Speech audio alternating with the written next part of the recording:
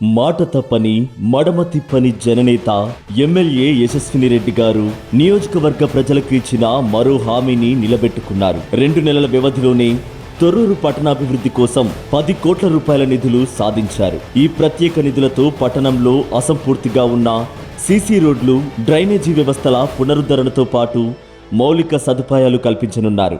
2025 మార్చి 20న MLA గారు తొర్రూరు పట్టణంలోని పలు వార్డుల్లో పర్యటించారు. పట్టణంలో అసంపూర్తిగా ఉన్న సీసీ రోడ్లు, డ్రైనేజీ వ్యవస్థల వల్ల ప్రజలు ఎదుర్కొంటున్న ఇబ్బందులను గమనించారు. వెంటనే సమస్యలు పరిష్కరించేందుకు చర్యలు తీసుకుంటానని నాడు పట్టణ ప్రజలకు హామీ ఇచ్చారు. ఇలా ఇచ్చిన మాటకు కట్టుబడి పలుమార్లు సమస్యలను ప్రభుత్వం దృష్టికి తీసుకువెళ్లారు.